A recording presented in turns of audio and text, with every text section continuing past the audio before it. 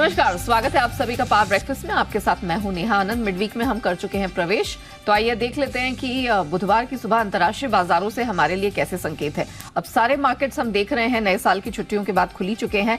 Gift Nifty यहाँ नजर डालिए, 76 अंकों की कमजोरी दिखाई दे रही है। 21,680 के पास यहाँ ट्रेड होता हुआ दिखाई दे रहा है। डाउ फ्यूचर्स बिल्कुल फ्लैट है, 1 पॉइंट की स्ट्रेंथ दिख रही है, 38,000 के नीचे है इस समय। नैस्डैक फ्यूचर्स की बात करें तो यहाँ भी फ्लैट टू नेगेटिव ट्रेड होता हुआ दिख रहा है, दायरे का ही कारोबार है। जापानीज मार्केट तो आज भी बंद है निके, लेकिन बाकी जितने मार्केट खुले हैं वहां पर कुछ सुस्ती ही दिखाई दे रही है। ऑलमोस्ट 1 से 2% की कमजोरी है।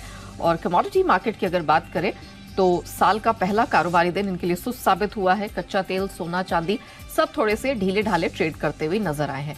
क्या कुछ हुआ है अंतर्राष्ट्रीय बाजारों में और कौन से महत्वपूर्ण ट्रिगर्स पर रखनी है नजर, पूरी डिटेल लेने के लिए चलते हैं मेरे सहयोगी दीपांशु के पास। दीप, मॉर्निंग, कैसी रही है शुरुआत अब जब बाकी मार्केट्स खुल ही चुके हैं, और कैसे संकेत है जहां जिन्हें अब फॉलो करना है? थोड़ी सुस्त शुरुआत होती हुई दिख रही है। आपको साल 2023 तो शानदार रहा मार्केट्स के लिए, पिछले 3 महीने से जबरदस्त अप ट्रेंड में है। बट शुरुआत का जो पहला ट्रेडिंग सेशन था इस साल का, वो थोड़े सुस्त नोट पर होते हुए दिखा है। हालांकि डाउ पर आपको फिर भी हल्की बढ़त आती हुई दिखी, बट बहुत ज्यादा उतार चढ़ाव हुआ था कल शाम अमेरिकी बाजारों में। हमने देखा था जब हमारे बाजार भी ट्रेड कर रहे थे, 2:30 बजे डाउ फ्यूचर 100 अंक ऊपर था, 3:30 बजे पूरी गेंस गवा चुका था। तो उस हिसाब से देखें तो करीब 300 अंक की रेंज में हमने कारोबार होते हुए देखा। और उस बीच 25 अंक ऊपर डाउ जरूर बंद हुआ, बट नैस्डैक में आपने भारी गिरावट देखी है। नैस्डैक आपके लिए कल 1.5% से ज्यादा फिसला है। S&P 500 करीब 0.5% नीचे था। 0.5% की गिरावट आपने रसल 2000 में देखी है।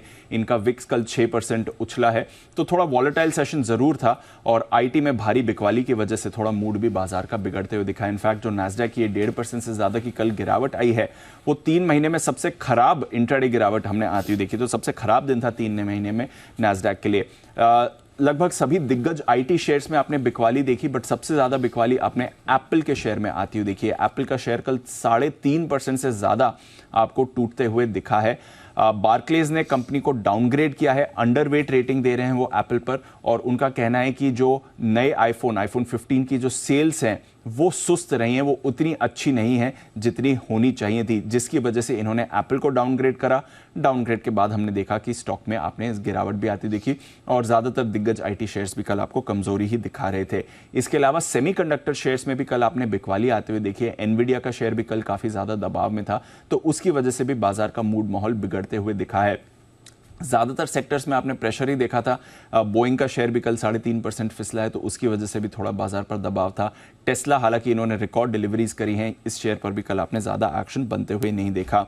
इन सब में और थोड़ा मूड खराब करने का काम बॉन्ड यील्ड्स ने भी करा है। 10 साल की बॉन्ड यील्ड हमने देखा कल इंट्राडे में करीब 4% का स्तर छुआ, उसके बाद वापस कूल ऑफ होकर 3.93 3.94% पर आ गई, बट एक बार के लिए 4% का स्तर छुआ। तो रीसेंट जो लेवल से वहां से करीब 20 बेसिस पॉइंट का आपने उछाल आते हुए देखा था 10 साल की बॉन्ड यील्ड में। अब आज जो रीसेंट फेड बैठक हुई है उसके मिनट्स आने वाले हैं, तो इंपॉर्टेंट रहेंगे कि क्या सोचना है फेड का, क्योंकि कमेंट्री तो यही बता रही है कि इस साल 3 कट्स एक्सपेक्ट कर रहा है फेड, बट एग्जैक्टली क्या कुछ कहना है आगे के रेट कट आउटलुक को लेकर, और स्पेशली क्या कुछ डिस्कस हुआ था मीटिंग में इकोनॉमी को लेकर, ग्रोथ को लेकर, वो भी इंपॉर्टेंट रहेगा। तो उस पर भी बाजार रिएक्ट करते हुए दिख सकते हैं। बट कल 10 साल की बॉन्ड यील्ड ऊपर गई है, आईटी में बिकवाली थी, थोड़ा सुस्त मूड माहौल बना हुआ था, जिसकी वजह से सारे फैक्टर्स को कंबाइन करें तो एक सुस्त सेशन अमेरिकी बाजारों में आपको दिखा। यूरोप की बात करें तो यहां पर बहुत ही सीमित दायरे में मिला जुला कारोबार हुआ, कुछ ज्यादा बड़ा एक्शन यहां पर देखने को नहीं मिला। बट कमोडिटी मार्केट में भी काफी ज्यादा एक्टिविटी आपको होती हुई दिख रही है। एक तो डॉलर इंडेक्स में एक रिबाउंड आ रहा है, 102 के आसपास आपको डॉलर इंडेक्स आते हुए दिखा है। 2 हफ्ते की ऊंचाई पर ये वापस आया है। इसकी वजह से हमने देखा ज्यादातर कमोडिटीज पर प्रेशर पड़ रहा था। कच्चा तेल कल करीब 1.5% लुढ़का है, $76 के आसपास आपको ब्रेंट दिख रहा है। आज सुबह कुछ खबरें आ रही हैं कि रेड सी में जो ऑलरेडी हमने देखा है बाकी ग्लोबल नेवीज पहुंच चुकी हैं, यूएस की नेवी की हैवी प्रेजेंस है, अब ईरान की नेवी भी रेड सी में ऑपरेट कर रही है। तो क्या यहां से तनाव और बढ़ सकता है, सप्लाई की चिंता बढ़ सकती है, इस पर रखनी पड़ेगी नजर। बट फिलहाल प्राइसेस पर आपको ज्यादा कोई बड़ा रिएक्शन आते हुए नहीं दिख रहा है। इसके अलावा सोना 2 हफ्ते और चांदी 3 हफ्ते के निचले स्तर पर आपको फिसलते हुए दिखे हैं। कॉपर 2 हफ्ते के निचले स्तर पर है, एग्री में भी कल मिला जुला ट्रेड दिखा है। तो ओवरऑल थोड़ा सुस्त सेशन ही था ग्लोबल मार्केट्स के लिए। वॉलेटिलिटी थोड़ी हमने आती हुई देखी है, थोड़ी ऊपरी स्तरों से मुनाफा वसूली हुई है। अब देखते हैं आगे की चाल कैसी रहेगी। एंड ऑफ कोर्स आज के फेड बैठक के मिनट्स भी काफी इंपॉर्टेंट रहेंगे। चलिए, तो ग्लोबल इक्विटी कमोडिटी मार्केट में तो सुस्ती भरा ट्रेड हमें साल के पहले कारोबारी दिन देखने को मिला, लेकिन ऑफ कोर्स बहुत इंपॉर्टेंट डेटा है जो अब लाइंड अप है और नजर वहां रहेगी। धन्यवाद दीप पूरी डिटेल के लिए। तो जिस प्रकार के ग्लोबल संकेत है उन सबके बीच पहले तो इंटरप्रिटेशन कैसे करना है और क्या रणनीति हमारे मार्केट्स में अपनानी है, इन सब पर बात करने के लिए जी बिजनेस के मैनेजिंग एडिटर अनिल सिंह भी हमारे साथ जुड़ चुके हैं।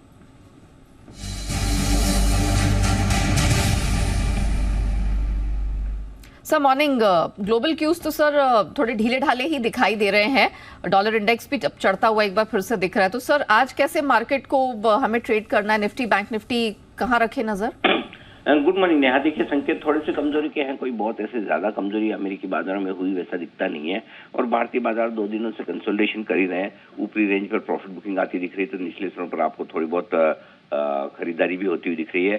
गैप से खुलने के जो संकेत आते हुए दिख रहे हैं, इन संकेतों के बीच में अगर बड़े गैप के साथ शुरुआत होती है तो निचले स्तरों पर खरीदारी के मौके बनेंगे। और जितने ज्यादा गैप से खुले उतना ज्यादा और उतना जल्दी आपको खरीदना चाहिए। और वो खरीदने के लिए अच्छी जगह जो है वो है 21,500 से लेकर 21,550 के आसपास की कल के लोज से लेकर 21,500 के बीच में आप खरीदारी कर सकते हैं, कोई दिक्कत वाली बात नहीं। 21,665 के आसपास हम बंद हुए, 100-125 पॉइंट अगर नीचे खुलता है तो वहां से हल्का फुल्का खरीदारी का रुझान बनेगा। 21,500 के आसपास आए तो पोजीशन आप थोड़ी और ऐड कर सकते हैं, क्योंकि 21,450 21,500 निफ्टी पर बहुत स्ट्रांग सपोर्ट है जो आसानी से टूटने वाला नहीं है।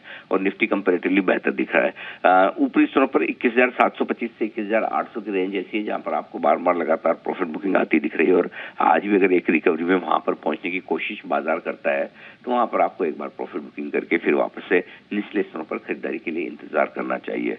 बैंक निफ्टी का जहां तक सवाल है, कंपैरेटिवली थोड़ा सा कमजोर ज्यादा है। ये भी अपने एक बड़े सपोर्ट को तोड़कर बंद हुआ है जो 47,850 के आसपास का था।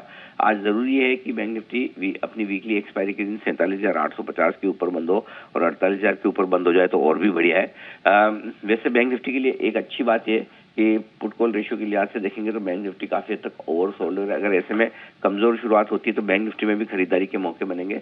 47,500 के आसपास खरीदारी करने के लिए अच्छी जगह है। और इसलिए मैं रेंज जो दे रहा हूं बैंक निफ्टी के लिए वो 47,425 से 47,650 की रेंज है, जिसमें धीरे धीरे टुकड़ों में आपको आज खरीदारी करनी चाहिए। और 47,500 47,425 के आसपास आए तो अच्छा एंट्री पॉइंट आपको बैंक निफ्टी भी दे सकता है। ऊपरी स्तरों से करीबन 1000 पॉइंट की आपको करेक्शन मिल जाएगी बैंक निफ्टी में, तब वहां से आप खरीदारी कर सकते हैं, कोई दिक्कत वाली बात है नहीं। जहां तक ऊपरी स्तरों का सवाल है, 47,925 48,075 ये बैंक निफ्टी के लिए ऊपरी रेंज है जिस पर आपको फोकस करना है। यहाँ पर आने पर प्रॉफिट बुकिंग हल्की फुल्की हो सकती है। सो ओवरऑल वैसे देखा जाएगा तो मजबूती के लिहाज से निफ्टी बेहतर है, लेकिन चूंकि बैंक निफ्टी थोड़ा ओवरसोल्ड होता दिख रहा है तो लोअर लेवल पे शॉर्ट करने के बजाय या बेचने के बजाय वहां पर हल्की फुल्की ऑप्शंस के जरिए खरीदारी करने की रणनीति होगी। कैश मार्केट के स्टॉक्स में एक्शन मिला जुला बना रहेगा, जहां पर आप मिड कैप और स्मॉल कैप शेयरों में चुनिंदा शेयर और सेक्टर्स में खरीदारी आज भी होते देखेंगे। जी धन्यवाद सर, हमारे दर्शकों को दिशा देने के लिए और बताने के लिए एग्जैक्टली क्या रेंज आज एंटिसिपेट करें और ऑफ कोर्स करना क्या है ये भी बताने के लिए आपका बहुत धन्यवाद। लेकिन चलिए बढ़ते हैं आगे। आज का दिन जो है वो अदानी ग्रुप के लिए बेहद महत्वपूर्ण है। अदानी हिंडनबर्ग केस में सुप्रीम कोर्ट आज फैसला सुना सकता है। ज्यादा जानकारी के लिए सीधे चलते हैं जी मीडिया संवाददाता अनुवेश रथ के पास। अनुवेश बताइए आज क्या एक्सपेक्टेड है, ये फैसला क्यों महत्वपूर्ण है, थोड़ा इसका बैकग्राउंडर भी दीजिए। जी देखिए, हम अपने दर्शकों को बताना चाहेंगे कि 24 नवंबर 2023 को सुप्रीम कोर्ट ने 3 जजों की अध्यक्षता में जो सीजीआई हैं, अभी हमारे यहाँ हाल ही के करंट सीजीआई हैं, उनकी अध्यक्षता में 3 जजों की बेंच ने ये जो आज का रिपोर्ट आने वाला है या फिर ऑर्डर आने वाला है उसको रिजर्व कर लिया था। उसका ही वही ऑर्डर जो 24 नवंबर को रिजर्व किया गया था वो आउट होने वाला है। सीजीआई डीवाई चंद्रचूड़ खुद इस रिजल्ट को या फिर इस ऑर्डर को प्रोनाउंस करने वाले हैं। अगर हिस्ट्री की बात की जाए, हिंडनबर्ग एक रिसर्च ऑर्गेनाइजेशन है, वो यूएस की एक रिसर्च ऑर्गेनाइजेशन है। उन्होंने एक रिपोर्ट निकाला था अडानी के नाम पे, जिसमें उन्होंने ये क्लेम किया था कि अडानी जो है वो अपने ही शेयर को जानबूझ के अधिक रेट पे पहुंचाने के लिए शेल कंपनीज का इस्तेमाल करते हुए इस चीज को उन्होंने बढ़ाया, अपना स्टेट जानबूझ के बढ़ाया, जिसकी वजह से जो अडानी के शेयर प्राइसेस है उसकी काफी रेट गिर गए थे। उसके बाद मार्च लगभग ये जो रिपोर्ट थी वो हिंडनबर्ग ने जनवरी के महीने में निकाली थी और मार्च के महीने में सुप्रीम कोर्ट ने इसमें सेबी को कहा था कि इस पे आप इन्वेस्टिगेशन करिए कि क्या सही में अडानी इन सब कार्यों में इन्वॉल्व है कि नहीं। और सेबी ने जो है जो 24 पॉइंट्स पे इस पे अपना इन्वेस्टिगेशन किया था। 24 में से 22 पॉइंट के जो इन्वेस्टिगेशन थे वो कंप्लीट हो गए थे। 2 पॉइंट के और इन्वेस्टिगेशन अभी तक कंप्लीट नहीं हो पाए हैं, क्योंकि उसमें फॉरेन कंट्री के जो इन्वेस्टिगेशन एजेंसीज हैं या रेगुलेटर्स हैं वो इन्वॉल्व है, जिसकी वजह से ये सिर्फ 2 पॉइंट ऐसे थे जो इन्वेस्टिगेशन नहीं हो पाए थे।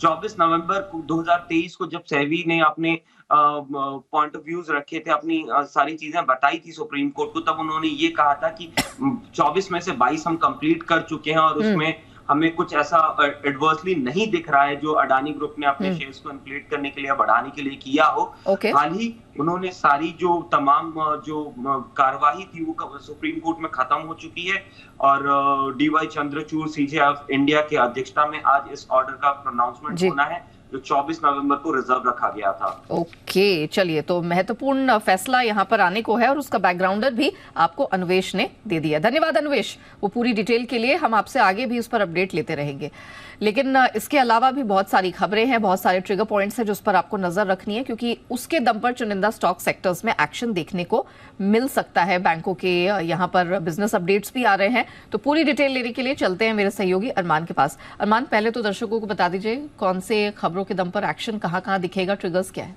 जी, गुड मॉर्निंग। सबसे पहले जो ऑलरेडी बता चुके हैं, हम अडानी हिंडनबर्ग मामले में सुप्रीम कोर्ट में आज सुबह 10:30 बजे फैसला सुनाएगी। दामपुर शुगर, यहाँ पर बोर्ड बैठक में बायबैक पर विचार किया जाएगा।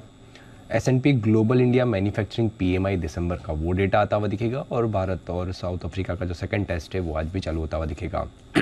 खबरों में श्याम मेटालिक्स QIP कल से हुआ शुरू, फ्लोर प्राइस 597.6 प्रति शेयर और फ्लोर प्राइस अगर आप देखें मौजूदा भाव से 7% डिस्काउंट पर है और QIP का इशू प्राइस तय करने के लिए 5 जनवरी को बैठक है। लॉजिस्टिक स्टॉक्स, यहाँ पर आपको ध्यान रखना है क्योंकि ट्रांसपोर्टर्स ने स्ट्राइक को कॉल ऑफ किया है। Tata Motors Assam state transport Corp को 100 ई बस सप्लाई किए हैं इन्होंने।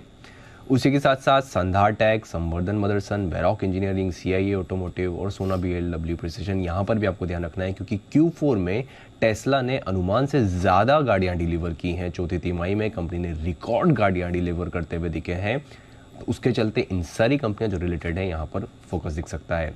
HUL, यहाँ पर रिपोर्ट्स है कि मार्जिन भुगतान प्रस्ताव को लेकर हिंदुस्तान यूनिलीवर और उसके वितरण के बीच जो तनाव बढ़ गया है और डिस्ट्रीब्यूटर्स ने उन्हें योजना पर पुनर्विचार करने के लिए 10 दिन का समय दिया है। RVNL, यहाँ पर इनकी जो JV है KRDCL और RVNL को लगभग 123 करोड़ का ऑर्डर मिलता हुआ दिखा है। LOA उनको रिसीव होता हुआ दिखा है और प्रोजेक्ट में कंपनी की जो हिस्सेदारी है वो लगभग 60.5 करोड़ के आसपास की है और इस ऑर्डर को 30 महीनों में उनको पूरा किया जाएगा। बल्डीज में वीएसटी इंडस्ट्रीज जो कल हम डील होती हुई दिखी थी, जिसमें HDFC म्यूचुअल फंड ने 2 लाख और DSP म्यूचुअल फंड ने 2.5 लाख शेयर यहाँ पे बेचते हुए दिखे हैं। हालांकि खरीदारों में नाम देखें तो राधाकृष्ण शिव किशन दमानी जी, जिन्होंने अगर आप देखें 2.2 लाख शेयर्स खरीदे हैं और SBI म्यूचुअल फंड ने यहाँ पर 2.25 लाख शेयर्स वो भी खरीदते हुए दिखे हैं। और अंत में स्ट्राइड्स फार्मा, यहाँ पर एमेंसा होल्डिंग ने लगभग 5.94 लाख शेयर्स जो कि 0.65% हिस्सेदारी है वो एक खरीदते हुए दिखे। अच्छा, चलिए अरमान, ये तो बात हो गई खबरों के दम पर कहाँ एक्शन है, लेकिन जरा तीसरी तिमाही के बिजनेस अपडेट कहाँ आए हैं, कैसे रहे हैं, वो भी बता दीजिए। बिल्कुल, कई सारे अपडेट आते हुए दिखे हैं, जिसमें सबसे पहले हीरो मोटोकॉर्प, यहाँ पर दिसंबर ऑटो सेल्स की अपडेट देखें तो जो अनुमान था उससे कमज़ोर आते हुए दिखे हैं। कुल बिक्री की बात करें तो वहाँ पर फ्लैट आती हुई दिखी है, वही मोटरसाइकिल की बिक्री की बात करें तो 0.6% थोड़ी गिर कर आती हुई दिखी है। हिंदुस्तान जिंक, यहाँ पर Q3 का बिजनेस अपडेट है, जो खनन धातु का उत्पादन है वो 7% बढ़कर आया है। रिफाइन मेटल का प्रोडक्शन देखिए, वहाँ पर भी 1% की बढ़ोतरी और सिल्वर इंटीग्रेटेड आउटपुट वो भी 22% बढ़कर आता हुआ दिखा है। कोल इंडिया दिसंबर तक का जो अगर आप बिजनेस अपडेट की बात करें तो FY24 दिसंबर अंत तक अगर आप देखें रिकॉर्ड 98 MT कोल सप्लाई किया गया है और उसी के साथ साथ अप्रैल से दिसंबर में पावर प्लांट को कोल सप्लाई में 5% भी यहाँ पर बढ़ोतरी होती हुई दिखी है। मॉइल दिसंबर में रिकॉर्ड मंथली प्रोडक्शन दर्ज किया गया है, लगभग 31% की ग्रोथ आती हुई दिखी है और दिसंबर में मैग्नीज और प्रोडक्शन का लगभग 31% बढ़कर यहाँ पर हमने आता हुआ दिखा है। एवेन्यू सुपरमार्ट यहाँ पर स्टैंड अलोन आए लगभग 11,304 करोड़ के आसपास से बढ़कर 13,250 करोड़ के आसपास, जो कि अगर आप 17% बढ़कर यहाँ पर आती हुई दिखी है। PNB यहाँ पर अगर Q3 का अपडेट देखें तो यहाँ पर घरेलू एडवांसेज में लगभग 14% बढ़कर आते हुए दिखे हैं और डिपॉजिट्स में 9% के आसपास की बढ़ोतरी है। बैंक ऑफ महाराष्ट्र Q3 अगर दिसंबर की बात करें, ग्रॉस एडवांसेज लगभग 20.3% बढ़कर आए हैं, कुल डिपॉजिट्स में 18% के आसपास की बढ़ोतरी है। कासा डिपॉजिट्स अच्छे, यहाँ पर भी कासा डिपॉजिट्स में लगभग 12.7% के आसपास की बढ़ोतरी दिख रही है। CSB बैंक यहाँ पर ग्रॉस एडवांसेज लगभग 22.6% बढ़कर आते हुए दिखे हैं, डिपॉजिट्स की बात करें 20.7% बढ़कर आती हुई दिखी है। कासा रेशियो में कमी आती हुई दिखी है, 29.3% से गिरकर 27.5% पर आते हुए दिखे हैं।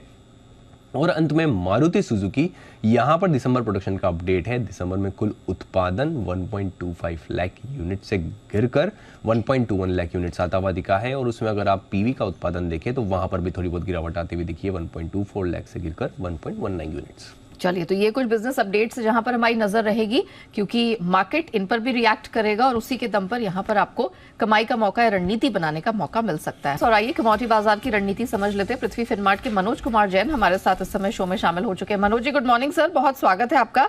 सबसे पहले कच्चे तेल पर फोकस कर लेते हैं। हम देख रहे हैं लगातार 4 ट्रेडिंग सेशन से यहाँ पर गिरावट है, 76 के पास ब्रेंट है। तनाव कहीं कम नहीं हुआ, इनफैक्ट लाल सागर में तनाव थोड़ा अब बढ़ता हुआ ही दिखाई दे रहा है। तो क्या रणनीति अपनाई जाए आज?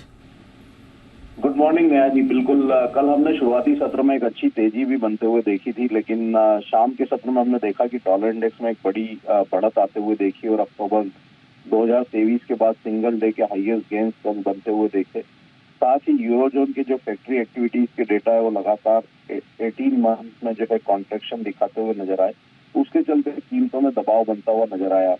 हालांकि यहाँ पे रेड सी में टेंशन बने हुए हैं, तो उसके चलते निचले स्तरों पर सपोर्ट भी जो है कीमतों में बने हुए हैं। हमारा मानना है कि अब यहाँ निचले स्तरों पर बिकवाली नहीं करना चाहिए। अगर 5,880 के स्तर मिलते हैं तो वहाँ इंट्राडे में बाइंग की जा सकती है 5,830 के स्टॉप लॉस से। यहाँ पे 6,000 तक के स्तर जो है फिर एक बार इंट्राडे में देखने को मिल सकते हैं। हालांकि वॉलेटिलिटी यहाँ कच्चे तेल में बनी रहेगी। सोने चांदी में कुछ सुस्ती दिखी, ऑफ कोर्स डॉलर इंडेक्स की रिकवरी का प्रेशर है, तो क्या किया जाए यहाँ पे? कौन सोना चांदी की बात करें? हाँ जी, बिल्कुल। यहाँ पे सोना और चांदी में भी कल डॉलर इंडेक्स की बढ़त के चलते प्रेशर आता हुआ नजर आया था।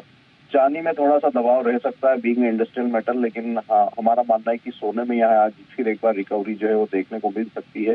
तो सोने में 63,000 के स्तर पर बाइंग की सलाह रहेगी 62,850 के स्टॉप लॉस से। यहाँ पे लक्ष्य जो है वो 63,440 का इंट्राडे में रखा जा सकता है। और मेटल्स में क्या राय बन रही है? क्योंकि ये बात सबको मालूम है कि कॉपर की डिमांड अच्छी खासी आने के संकेत पूरे दिखाई दे रहे हैं यहाँ पर, और ऑफ कोर्स इन्वेंट्रीज जो है खासतौर से शंघाई वेयर हाउसेज में वो काफी कम है। तो कॉपर या कोई और मेटल है जो आपको पसंद आ रहा है? नहीं, ओवरऑल बेस मेटल पैक में कॉपर ही पसंद है। हम देख रहे हैं कि यहाँ पे डॉलर इंडेक्स की इतनी मजबूती और जो इकोनॉमिक आंकड़े आए थे वो इतने सपोर्टिव नहीं थे, उसके बाद भी डॉलर इंडेक्स जो है LME पर $8,500 के स्तर को होल्ड करता हुआ नजर आया है। तो हमारा मानना है कि यहाँ पे कॉपर में ही बाइंग की रणनीति आज फिर बनाई जा सकती है 728 के स्तर पर। जनवरी वायदा की अगर बात करें तो स्टॉप लॉस यहाँ पे 724 का लगाए, लक्ष्य यहाँ पे 735 तक के रखे जा सकते हैं। Okay, thank you so much Manoj ji हमारे साथ जुड़ने के लिए, बताने के लिए कि क्रूड गोल्ड कॉपर में आज क्या रणनीति अपनानी है। बढ़ते आगे FIR यानी FI इन्वेस्टमेंट रिपोर्ट्स की तरफ।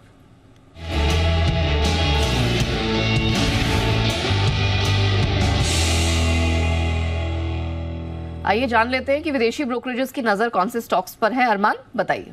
जी बिल्कुल, आईटी सेक्टर पर कई सारी रिपोर्ट्स आती हुई दिखी है। सबसे पहले अगर विप्रो की बात करें, यहाँ पर 3 रिपोर्ट्स है। गोल्डमैन सैक्स वो टारगेट यहाँ पर बढ़ा रहे हैं, 380 से बढ़ाकर यहाँ पर टारगेट 405 का कर रहे हैं। नोमुरा डाउनग्रेड कर रहे हैं, न्यूट्रल से अंडर परफॉर्म पर टारगेट बढ़ा रहे हैं, 400 से 410 का टारगेट कर रहे हैं। और एचएसबीसी की बात करें तो डाउनग्रेड अंडर परफॉर्म पर कर रहे हैं होल्ड से, और टारगेट 350 का कर रहे हैं। कोफोर्ज यहाँ पर भी 2 रिपोर्ट्स है। नोमुरा मेंटेन रख रहे हैं बाय को, टारगेट बढ़ा रहे हैं 6310 से बढ़ाकर 7400 का टारगेट कर रहे हैं। और एचएसबीसी की अगर आप बात करें तो वो टारगेट यहां पर भी बढ़ा रहे हैं, 5930 से बढ़ाकर 6930 का टारगेट कर रहे हैं। नोमुरा की परसिस्टेंट सिस्टम पर रिपोर्ट है, मेंटेन रख रहे हैं न्यूट्रल के स्टैंड को, टारगेट वो भी बढ़ा रहे हैं 5650 से बढ़ाकर 7000 का टारगेट कर रहे हैं। एम्फेसिस पर भी 2 रिपोर्ट है। एचएसबीसी डबल डाउनग्रेड यहां पर आता हुआ दिखा है बाय से होल्ड पर, और टारगेट वो यहां पर घटा रहे हैं, 2715 से घटाकर 2655 का टारगेट कर रहे हैं। और नोमुरा की बात करें तो वो मेंटेन रख रहे हैं रेड्यूस को, पर टारगेट थोड़ा सा बढ़ा रहे हैं, 2000 से बढ़ाकर 2060 का टारगेट कर रहे हैं।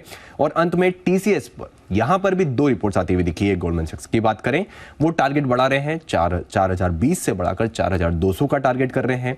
और अगर आप नोमुरा की बात करें तो वो मेंटेन रख रहे हैं रेड्यूस को, वो भी टारगेट यहां पर थोड़ा सा बढ़ा रहे हैं, 3030 से बढ़ाकर 3120 का टारगेट कर रहे हैं। मौजूदा भाव अगर आप देखें तो लगभग 3780 के आसपास का है। सो आईटी इट इज, आज पूरी तरह से आईटी पर फोकस रहने वाला है।